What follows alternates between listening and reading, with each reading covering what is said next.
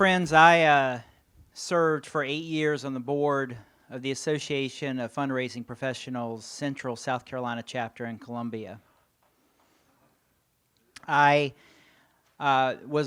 held every seat on the executive committee, treasurer, secretary, vice president, and then I was president. And I was serving as president of our AFP chapter, and we were helping our state nonprofit association. At that point it was called SCANPO, the South Carolina Association of Nonprofit Organizations. They're now called Together SC. We were helping SCANPO get ready for their state convention. And I got a call, and someone said, "Have you heard about this NANOE stuff?" And I said, "No, I don't know where it is." They said, "Well, it's Jimmy LaRose." They said, Jimmy scheduled the NANOE conference in Columbia. And I said, okay, and it's at the same time as the SCANPO conference. And so I said, okay, and they said, "Lewis, you got to do something about this. He can't do this." And I said, "Well, why do I have to do something about it?" They said, "Because you're the president. You got to call him and stop him. Somebody's got to stop him. He must be stopped." So I called Jimmy. Now, I had met Jimmy a couple of times, right? But we hadn't really spent a lot of time together. And I called him, right? And I remember where I was on the street in Columbia, and he was out of town leading a conference, and we spent a half an hour on the phone together. And I just need to let you know, I gave him hell. I said, "Jimmy, you can't do this." And it was not a pleasant conversation for 30 minutes because I took umbrage with this effort. And I want to let you know that most people, if they had had this conversation with me, would never talk to me again. They would go, because we're in the South, they would go and talk about me behind my back. But never again would I hear from them because I was not nice on this conversation with Jimmy. But at the end of this conversation, instead of just hanging up the phone, instead of just being mad, instead of going off and talking about me behind my back, Jimmy said, "Why don't you join my wife and I for dinner in my home?" And I want to let you know, as a person of faith, that was a biblical moment for me, because rather than just casting me off, he said, "Come into my home, visit with me, break bread with me." And even though I had been raised and cut my teeth on AFP, every time I got to an issue with Jimmy about the nonprofit sector and the way things ought to be done, I agreed with him. The problem is, all these things that people had told me about Jimmy LaRose weren't true. Everything he said was right. And it was from that day forward that I became a believer, and that I began to take on this project that we call NANOE. I want to let you know that in Jimmy LaRose, you will find someone who truly cares about you, who truly is willing to invest in your life, who truly cares about all the children and families across this nation and this world that we're trying to help. He's a person of integrity, and he works harder than anyone else I have ever met. 7 days a week, 24 hours a day, he lives and breathes NANOE. Now, I want to let you know, you probably have figured out that I'm a pretty passionate person, right? And Jimmy's a passionate person. And we've gotten in a lot of heated and passionate discussions. But he's never yelled at me about anything except one thing. And I want to tell you that story. So about 6 months ago, we're working with an organization, Habitat for Humanity, and we wanted to sit down with their CEO, Roy Kramer. And Jimmy says, "Well, let's have Roy over for lunch."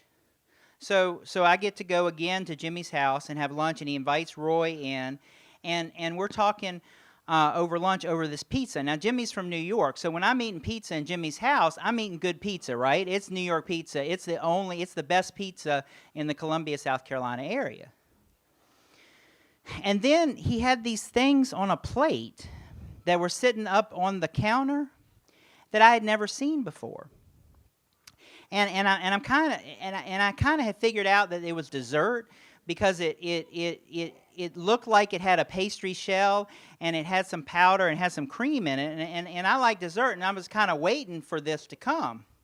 But I didn't know what it was. And so Jimmy starts coming over with these things. I said, "What are those?" He said, "They're cannolis." Now, friends, I was raised in Farmville, Virginia. We only had 7,000 people in the town that I was raised, and 6,999 of them were born right there in Farmville, Virginia. We only had one guy from New York, and he made pizza. He was the Tony Perini. He made the best pizza, but he didn't have cannolis. So Jimmy sits this cannoli in front of me, and because I'm from Farmville, my mama raised me right, I know that I'm supposed to have manners, and I use a knife and a fork. And so I go to use my fork to steady this cannoli and my knife to cut into it. And as I'm doing this, as the knife is meeting the cannoli, I see out of my peripheral vision Jimmy rising up out of his chair. And I look up, and he's got this angry look on his face, and he yells, "Don't cut the cannoli!" And then I had already cracked the shell this hard, and so he took that one away and graciously brought me another one. And he taught me the proper way to eat a cannoli. So, brothers and sisters, I want to bring up Jimmy LaRose, and I just want to let you know that as you work with him, as you talk with him, you can do anything, you can do no wrong. Just remember, don't cut the cannoli. Yeah, that was... And that's a wonderful story that that Lewis talks about the fact that we invited him over. But do you want to know what the important thing was? He came. He came over.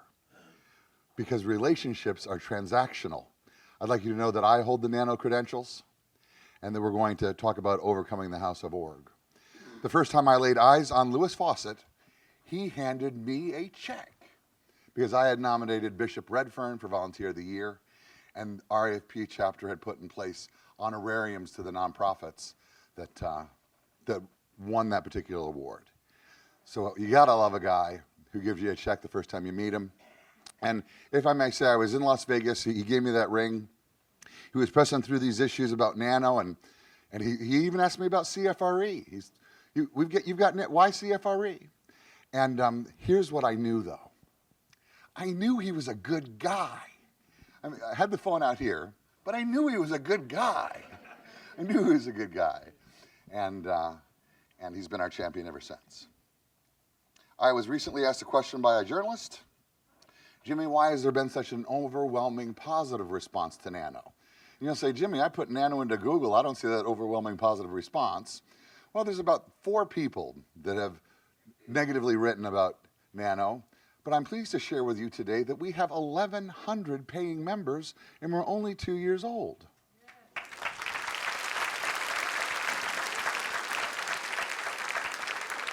And I thought about it, and I thought about Dr. Robinson, and everybody is being so gracious to me and kind of acknowledging Jimmy. You would know that if she was here, it would be Jimmy LaRose and Dr. Robinson, or Dr. Robinson, Jimmy LaRose, should I say. And I thought about Red, and I thought about Hani and Scott and Jack and Lewis and Tracy. And I realized that the reason there's such a positive response is we're all together in this. And we're on each other's side. And in this day and age, sides have not become positive things. There's so many sides, right? But friends, humans are tribal. And when we do find shared values, we gather together around them. And I think that's why we're here today. And we didn't exist 3 years ago. We only went public 2 years ago. And now we are the fastest growing nonprofit membership network in the world. In the United States. So we're not alone. Now, as I said earlier, you spend your life ensuring other people experience life worth living. It is a high call. It is vocational.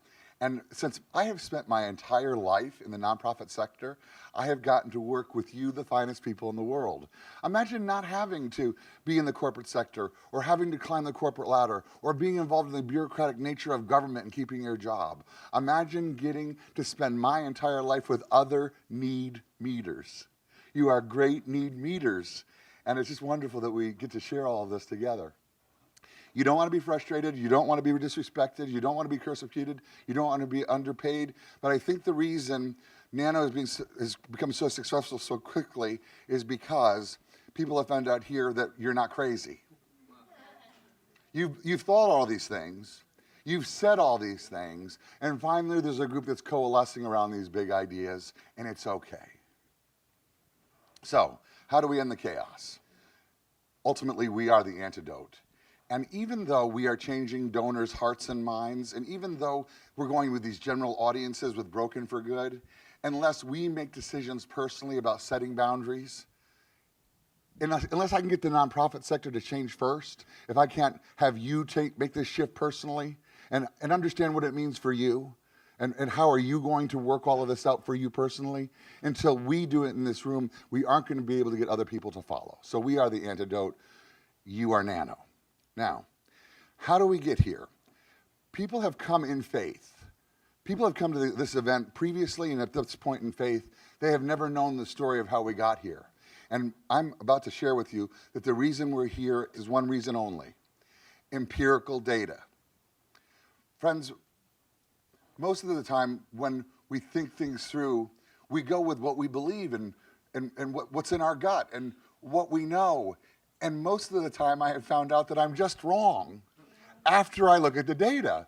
And the data flies in the face. And I'm not talking about some sort of Gallup poll for an election or something.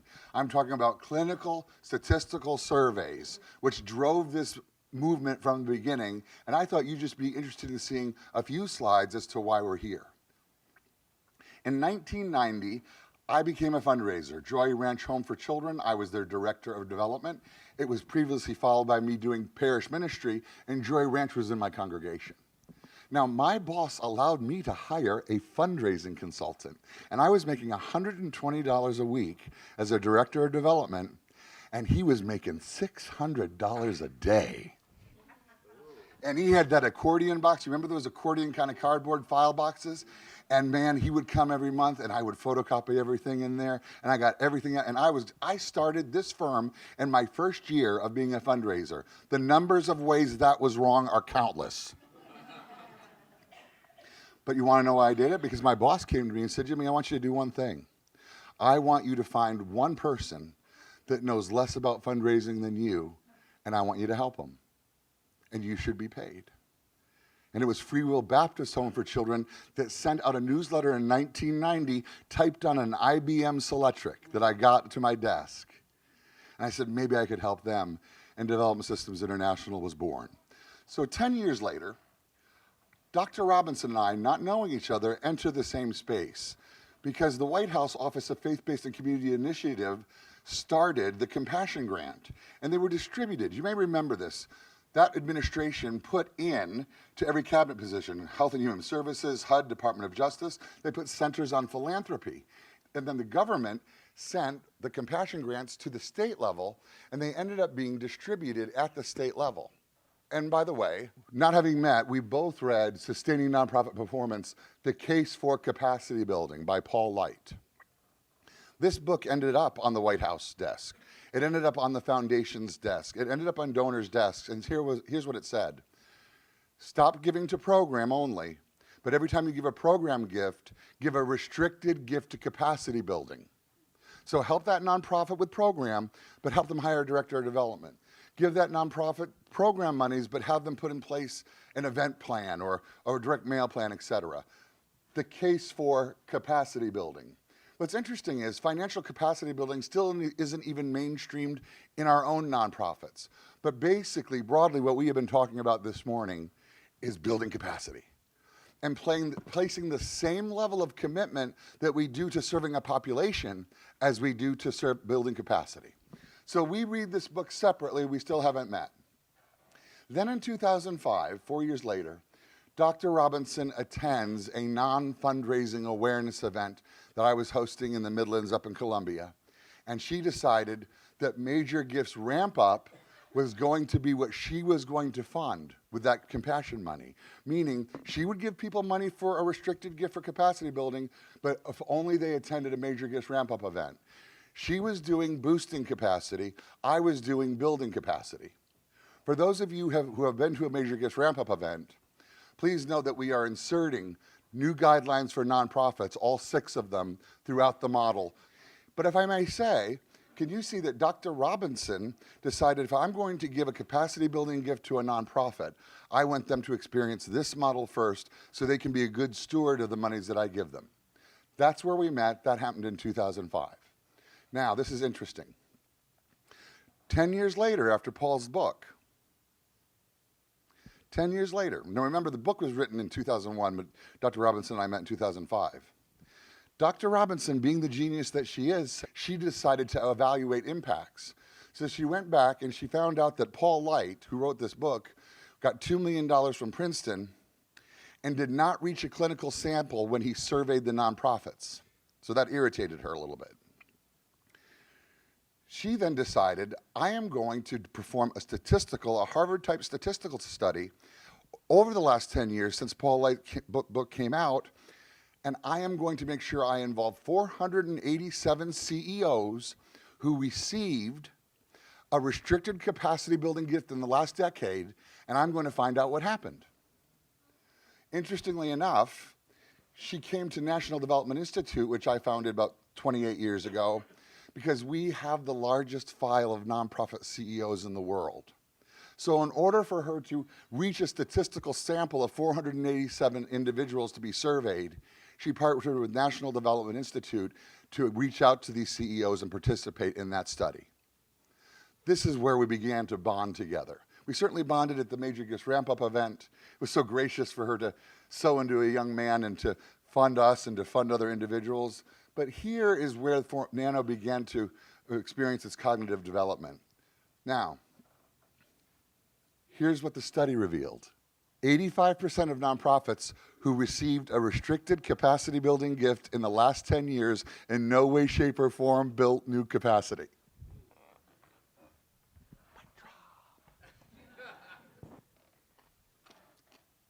Should any of us be surprised? No. You know what we should be surprised about? Somebody asked me what we should be surprised about. Thank you for asking. 15% did. 15% did. And here's what happened. In this 15%, and we did this during the greatest downturn in the economy since the Great Depression. That's when we did this survey. The 15% had at least one C-suite level executive, CEO, CFO, COO, CDO, with a business background based in free market enterprise principles. Number 2, they built capacity over a 5-year period, more capacity than those nonprofits who indicated they stagnated or declined during the same time period, the recession. They grew their nonprofits regardless of the size and involvement of their board. They externalized their mission for the purpose of revenue generation. They rewrote their mission statements to include donors. Most of you have mission statements that all that's happening is you're using them to attract more people that can't pay you. What if we were able to put donors in our statement of mission and include them at the same level we do the population that we serve? They developed board members who evaluated the chief executive and promoted the goals and values of the CEO. Now that's very cryptic, but I'm letting you know that these boards didn't do much more than that. They developed board members who evaluated the chief executive and promoted the goals and values of the CEO. In conclusion, though 15% of charities flourished, 85% of nonprofits were so poorly structured that no amount of money in the world would improve their ability to achieve impact.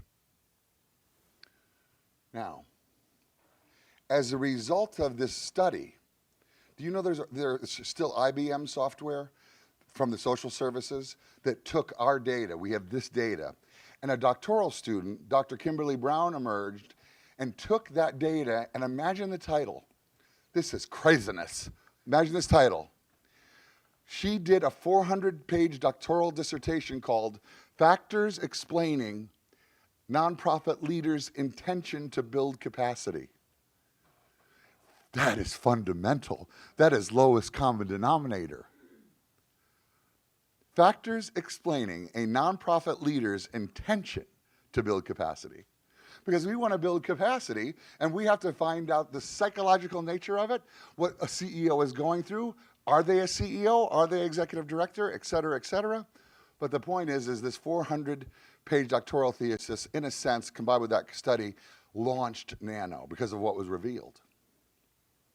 I, working through the study and working then through the doctoral thesis, tried to put it in layman's terms with Re-Imagining Philanthropy. And we've sold 13,000 copies, and it's an industry bestseller. Then, Dr. Robinson, after reading my book, said, no, Jimmy, I think I can do a better job than you can. I will make it accessible to the general public.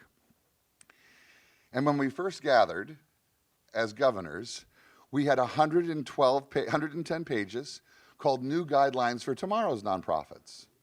And as governors, we all worked on them, and she took all that data and further expanded it. I am pleased to say that 2 years later, it is no longer New Guidelines for Tomorrow's Nonprofits. It is no longer 110 pages. There's no longer 12 guidelines. Here's where we're at. She reduced it down to 6 guidelines because of your work, but she expanded it from 110 pages to 1,088.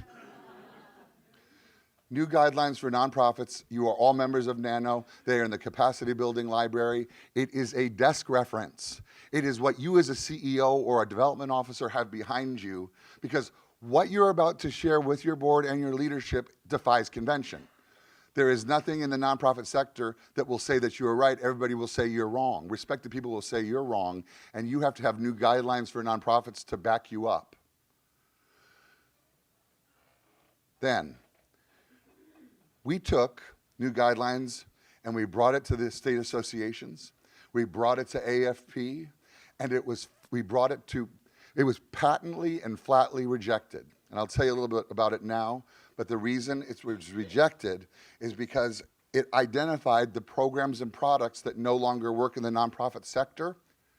And because of that, because we couldn't go to our existing associations, because we couldn't go to the media outlets, because we couldn't go to AFP, because we couldn't go to the National Council of Nonprofits, we figured out and decided with this group of people that are here today that we had to form NANOE in order to disseminate this information. NANOE credentialing, CNE, CDE, CNC, is about driving you into Dr. Robinson's curriculum. There are 3 exams. You've already all paid for this, your event pass included, your credentialing fees. CNE is Certified Nonprofit Executive. It's 200 questions. CDE is Certified Development Executive. It's 150 questions. And Certified Nonprofit Consultant, it's 100 questions. And the purpose of this is not to figure out whether at your age, Larry Rubin, you can take a test. I'm not overly concerned, being the 65, I'm joking, I'm not overly concerned about whether you can pass a test, but Dr. Robinson created the credentialing platform to drive all of us into the material to different points so it would go inside of us. When we were written up in the Chronicle of Philanthropy, Tim Delaney of National Council of Nonprofits said, NANOE is so contrary to established norms that it's jolting. And I think that's a compliment. And then in no small part, our board of directors named and installed Louis Fawcett, and he has been load-bearing and an armor bearer ever since.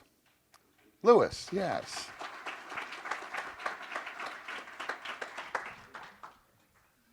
Overcoming the House of Org. What is the House of Org? Us, intermediaries. Do you know what intermediaries are? We are an intermediary. AFP is an intermediary. National Council of Nonprofits is an intermediary. ScanPo is an intermediary. TANO, MANO, FANO, LANO. HANO.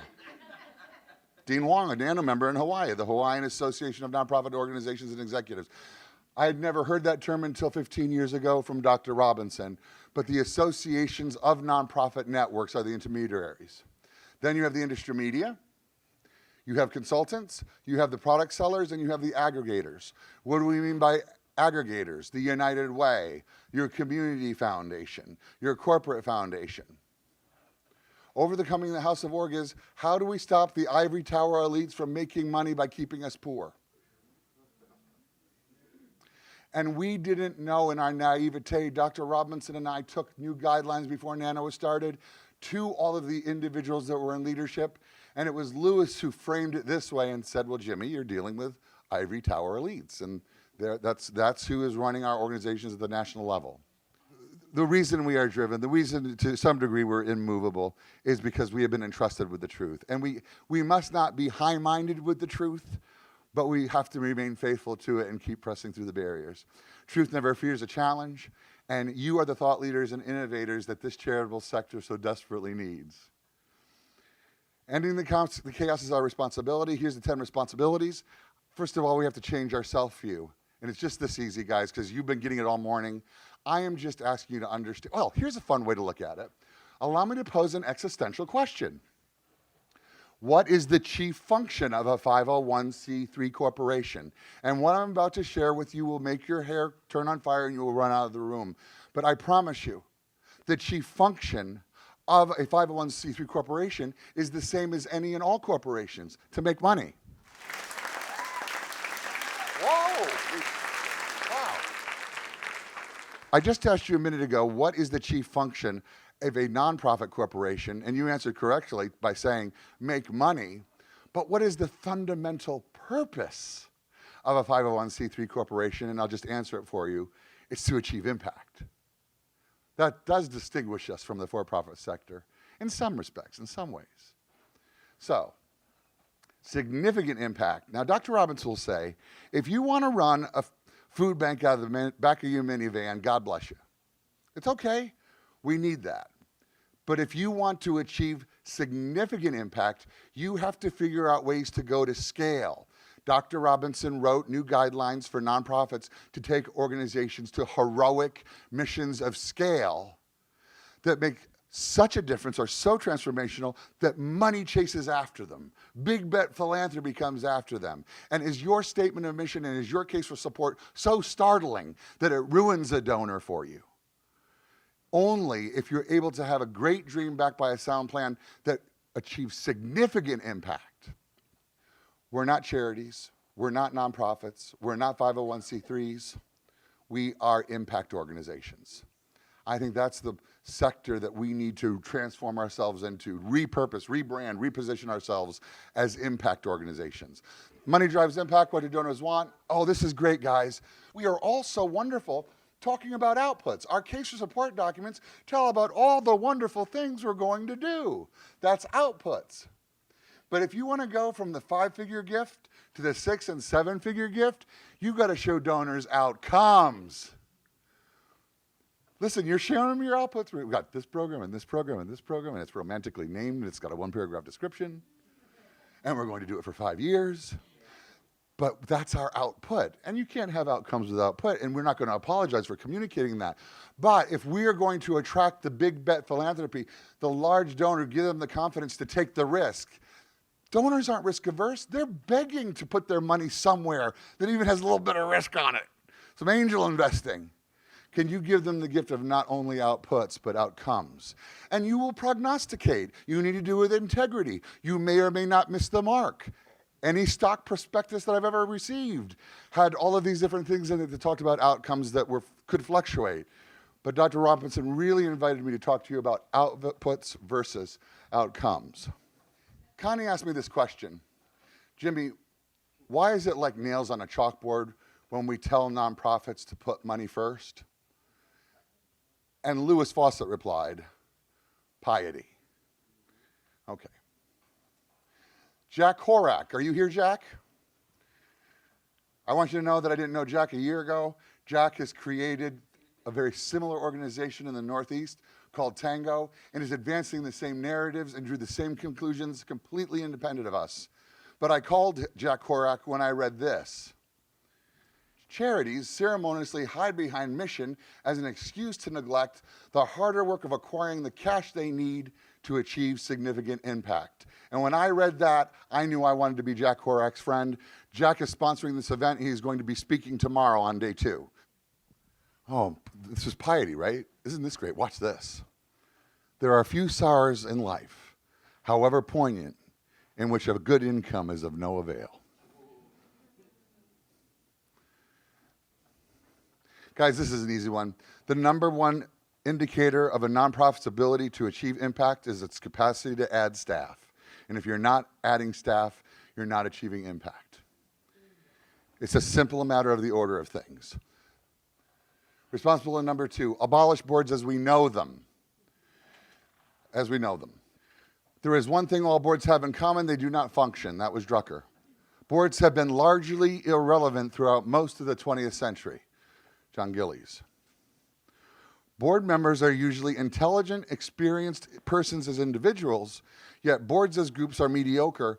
Boards tend to be, in fact, incompetent groups of competent individuals. That's John Carver. And I think Carver was wrong. You ever been involved with a board formed by people affected by an issue, hence parents of kids with cancer? Have you ever been with a board who insists the population they're serving serve as voting members? Have you ever been involved with a board who has been formed by the program participants themselves? Boards with members who are invited to join because of social status or popularity? Boards who have secured members based simply on diversity? Boards made up of members on a crusade? Boards comprised of other fellow service providers? Boards comprised of pastors? Present pastors accepted, naturally. Board members who don't attend meetings, board members comprised of other nonprofit executives, boards with members who are secure because they're rich, boards with members who are incompetent. Did I really write that? Friends, here's my point. Working group theory says this: any group that is more than 5 to 7 people is no longer a group that works. Furthermore, we are a corporation, and there is nothing, the only way this works is to understand that there's nothing natural about having a board in the first place. That you are a corporation that must apply free market enterprise principles in order to reach your goals.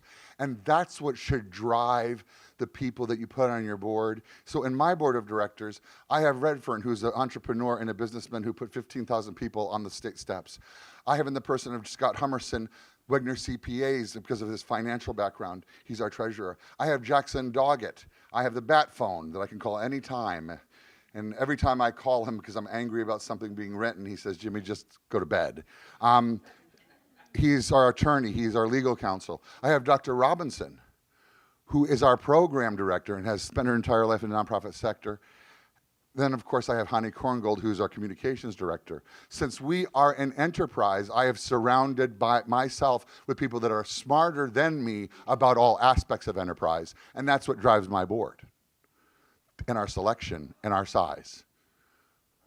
This is an actual organizational chart from the University of Missouri about all the nonprofits that are within the college and the way all the different boards relate to one another. And I will just allow this to stand on its own in its presentation. This is the state of the nonprofit sector. Board training equals navel gazing. I got in trouble for this. See, what you all think is that I'm the bad one. Dr. Robinson calls me and says, Jimmy, you do know that board training equals navel gazing. And I said, what does navel gazing do? And she said, well, look at your navel. I looked at my navel and she said, what happened? I said, nothing. You get it. I had a consultant this week. I am not exaggerating. Said, Jimmy, if I had a nickel for every time I trained a board to fundraise and I didn't do it, I would be a rich man. And I said, you charged $1 million over the last 10 years training boards to fundraise that didn't do it. What do you mean if you had a nickel for it? You got $1 million for it. Responsibility number 3, stop being an ED, become a strong CEO. You changed your car, you got your board to name you after you left NANOE. You're now a CEO, Larry Rubin. Hundreds of thousands of nonprofits are run by well-meaning individuals who are unqualified and have no business being in charge of a charity. Let me just make this easy. I'm going to jump here. This is the 3-legged stool of enterprise. In this stool, you have product. Your product is change lives. Your capacity to do social impact, advance an issue, protect a rainforest, take care of a family, hospice, that is your product. Do you have a background in how are you going to market that product to as many people as possible that can spend with you? And then do you have in place a sales force that's going to go ask for the order?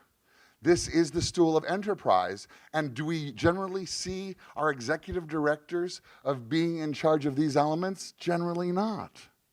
Why would you ever let a medical doctor head up a hospital, a therapist oversee a counseling center, a social worker head up a children's home, an educator oversee a college? Why would you ever put these individuals in charge of an enterprise unless they were entrepreneurial CEOs with a proven record of making money? So we have things upside down in the nonprofit sector as it relates to leadership. And it's okay. Here's my only question. Are you an expert CEO? If not, become one. You absolutely, regardless of age, you can become an expert CEO. You may have to find out the things that you do well as a CEO that are right for entrepreneurship, and then fill in the gaps and shift your thinking, as Lewis said. The better question is, do you want to be a CEO? And if not, find a position that fulfills you and your mission. So often we have people that are CEOs of nonprofits that actually should be the program director, because they love the population that's being served. We must become enterprise builders who grow our charities using free market enterprise principles. So, another new guideline, which we're going to cover tomorrow, strong CEOs. Okay, overcoming the House of Org. Confront the intermediaries, the state associations, National Council of Nonprofits, Association of Fundraising Professionals, Certified Fundraising Executive. Your state associations are fleecing you, and let me tell you how. They are selling you at their conferences. You're going to a workshop, they're using a PowerPoint presentation from 1995. And there's rarely anything new. And Scott Hummerson will tell you that these nonprofit associations are folding across the US right now. NANOE seeks to entice you into a new way of thinking by recommending that your board should practice limited engagement and responsibility. These are not board governance practices that you will learn in any way at SCANPO training sessions, or ones that we would recommend. As SCANPO members, your organization automatically participates as an affiliate member of the National Council of Nonprofit. If you are not currently receiving updates from the National Council of Nonprofits, please feel free to sign up here. This was an article titled Why We Don't Need NANOE by Madeline McGee, Together South Carolina, and SCANPO. Now, Tim Delaney, the CEO, being interviewed by Chronicle of Philanthropy, said we have 42,000 members across the US. And remember, Madeline McGee, who's the CEO of SCANPO, said, as a member of SCANPO, you're also a member of the National Council of Nonprofits. Are you getting their e-letter? Tim Delaney says National Council of Nonprofits represents 42,000 charities. Here is the truth. The National Council of Nonprofits has 38 members. We have 50 states. 38 state associations are members of National Council of Nonprofits. And National Council of Nonprofits counts all of the state association members as their own. I am not exaggerating. I am being accurate. And by the way, since this time, we have lost Wisconsin. Wisconsin Association of Nonprofit Organizations has shut down. Okay, AFP. When Dr. Robinson and I brought out this one line, may have been one of our team members who gave us, here's what we said. Are ethics important? Of course they are. But if you don't have any money, how important are they? And then we said, there has never been a rule or a regulation, ethics or otherwise, that has prevented somebody from embezzling. No amount of rules is going to stop a person from stealing. 2 months later, this is the cover of Advancing Philanthropy from AFP. Who writes on their own magazine, steer clear? I had it on a coffee table. A guy walked around it like this without even wanting to touch it. He was just trying to steer clear. I'm just doing what it says. Furthermore, here was the positioning statement. Steer clear, ethics, accountability, and regulation. Doesn't everybody want that? Regulations. This is the offer from AFP. This is what they have to offer you. Furthermore, what they are offering you doesn't even work anymore. What chapter luncheon do AFP members skip most? Ethics training. No one goes because no one needs it. Responsibility number 7, confronting the consulting scam, board training, because this is the only product consultants have. We're going to train your board. Feasibility studies, we've already gone over that. Capital campaigns, and remember, feasibility study is really a $25,000 marketing call that you pay so they can win the campaign to win it. And most times very inaccurate in whether the feasibility study reveals, because they want to get the next set of monies from you to run your campaign, money for nothing.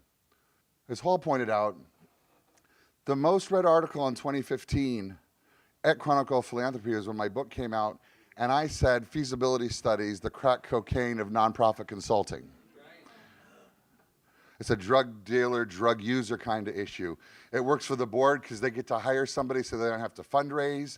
The development staff has to go on hold until the feasibility study comes back. And 95% of feasibility studies come back with the same report. Are you ready? You're not ready. And we just charged you $25,000 to tell you what you already know. Okay. If a consultant tells you your board needs training, run. If a consultant tells you you need to perform a feasibility study, run. If a consultant tells you after the feasibility study we'll run your campaign, run. Responsibility number 8, confront the media outlets. Chronicle of Philanthropy, Nonprofit Quarterly, top nonprofit 100 blogs.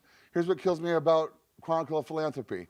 By the way, that's the picture they took at NANOE when we first paid our board members. New nonprofit puts money over mission and ethics. What kills me about the Chronicle of Philanthropy is they use 28-year-old news reporters to write articles about us. Individuals that are underpaid, that are low paid, that have no nonprofit management experience, that are evaluating us. I'm not going to get involved overly in how our media does and doesn't work in the United States, but you need to know that the individuals that are writing these articles are not qualified. What you don't know about Nonprofit Quarterly is that she doesn't have any reporters. The only people that write for her are other owners of consulting firms, and they are on a news generation column writing system as though they were a reporter. In order for them to be eligible to keep writing, they have to meet certain deadlines, but please remember, it's all consultants selling their own products writing at MPQ. And the bloggers, why the unhinged hubris of Jimmy LaRose and NANOE is toxic to nonprofits. Confront the product sellers. I want you to know you need an Excel spreadsheet. You don't need Blackbaud's Fundraiser's Edge. And I know that's not true for the larger organizations, okay?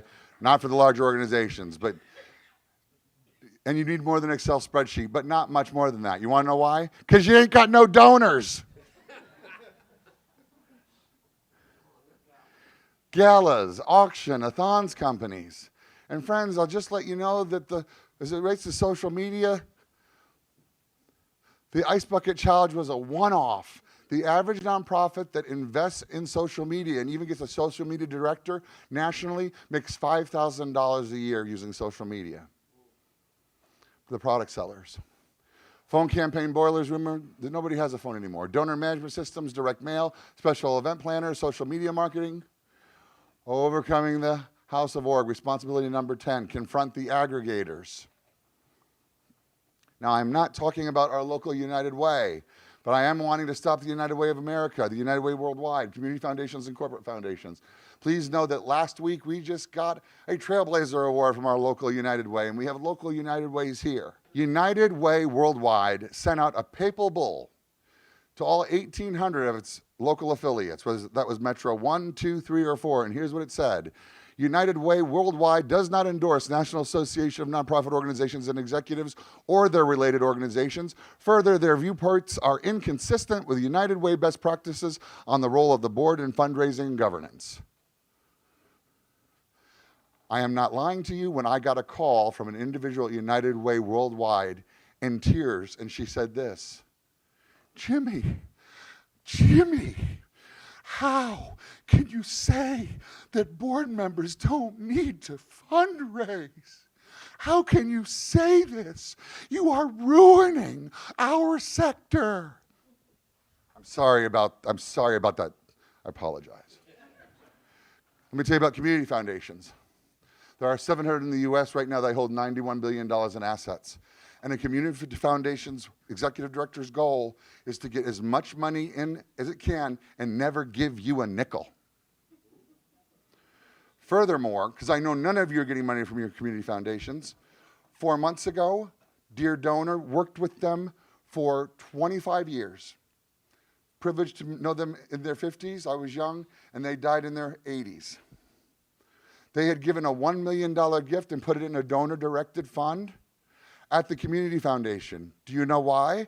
They got to give the $1 million gift away and get a charitable deduction for it, but it stayed in their donor-advised funds, so it still felt like it belonged to them. And over 25 years, it never got out of the donor-advised fund into the field. This gentleman died on a Friday. On Monday, that $1 million transferred out of that donor-advised funds where it had never been used into the community foundation's account, which was irrevocable. The donor's family contacted me, and we sat down and we pressed through it, and we got that taken care of and got that removed and out of that situation. But there are 91 billion, by the way, of the 700 in the US, 430 did not participate in this census. So this $91 billion in assets is sitting there. And don't forget, a donor gets to get the charitable deduction and give it away, but it's still there and it feels like it's their own. And the story that I just told you is about $1 million sitting in an account for 25 years. So it never got into the field. And the minute that donor passed, the community foundation swiped it. Now, as bad as this is what kills me. For corporate foundations, there are 86,726 in the US holding $1 trillion in assets currently. Do you understand what's happening here? A corporation sets up its own foundation so it can give its money to itself, and they are remiss to distribute it. So how do we overcome the House of Org? This is going to be quick, it's going to be good and powerful, and here we go. Allow me to share with you my super solution. You go around them, you go over them, you go under them, and you go through them.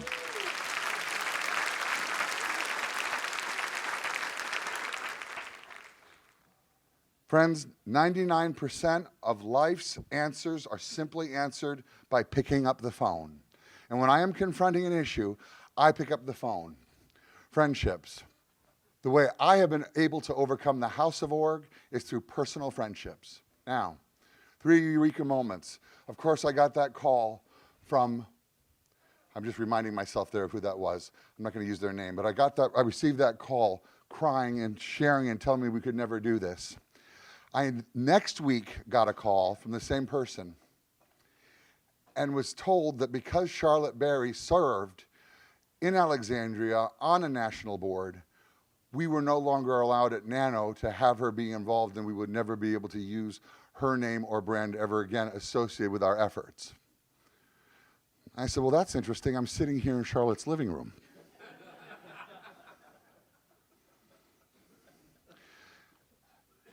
And you should know that with grace and propriety, she just explained to them, oh, you don't understand. It's just Jimmy. We love him. So please know that Charlotte never would in any way, shape, or form rise up or be abrasive or be aggressive, but she will protect us to the end of our dying day.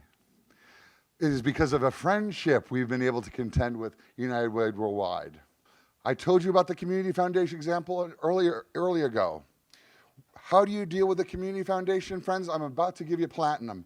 I need you to identify the owner of each donor-directed fund at the Community Foundation, and I need you to get them to empty them. Samantha, are you mouthing how? Yeah. I'm going to tell you how. I'm going to tell you how. Because there will be a Board of Trustee member who serves on that Community Foundation who will absolutely open and give you all the information. You just have to find that one person that's serving on the Community Foundation board, make this case to them, and they will reveal everybody who is in there. And then you must challenge them that that money is doing no good sitting in those bank accounts, and we must divest ourselves. The call on Jimmy LaRose's life is to divest individuals of their wealth because it is the best thing that could ever happen to them. And the way we do it is with friendships. And I want you to know that the individuals that I know on our Community Foundation boards are going to their friends and getting them to empty them. But can you believe for that one friend? Are you willing to wait for the right campaign cabinet chair? Are you willing to wait for that one board member? How do I overcome the community foundations? How do I come over any foundation? The executive director has been hired to do one thing, to throw away your grant proposal that you mailed in. That's what their responsibility to do. I build relationships with people that are serving on the board of the foundation and get them to hand deliver my grant proposal or family foundation proposal every time they gather twice a year. It's through friendships. The super solution to overcoming the house of org is through friendships. This corporate foundation issue, you and I are now talking about the same corporate foundation. You dealt with arguably the boss hog of corporate foundations. I had a friend who picked up the phone and called the CEO. I sat in the room with the CEO, not the corporate foundation head, but the CEO of the entire proposal, and I handed him the proposal, and I said, just want you to know, even before you open it, there's a $100,000 gift ask in there. And he said, Jimmy, I don't need to even read this. That's cool. This is done. You have to go around them, go over them, go under them, go through them, and you have to do it with your friends. Friends, I came from New York and came to South Carolina, and I'll close with this story. This is a great story, and I'll close with it. I came down from New York to South Carolina, and I got a room at the Capital City Club. And I invited the head of USC, VP for Development, the head of the United Way. I invited the head of the Community Foundation. I invited the head of the SCANPO. I invited 15, 18 people to announce that I was bringing National Development Institute and headquartering it in Columbia, South Carolina. And in my naivete, I didn't realize that in 30 minutes, I alienated myself from the entire state of South Carolina nonprofit system. Then Luke Slater's mom, Louise Slater, came around me. Charlotte Berry came around me. Marshall Foster came around me. And I want you to know, in some respects, I have not just overcome South Carolina, but I have overcome the entire United States as it relates to nonprofit, because I have the right friends. Thank you for being faithful to me. Thank you for allowing me to go an hour and a half with this particular session. We're going to get you out in time. But thank you for spending time with me. I'm Jimmy LaRose. God bless.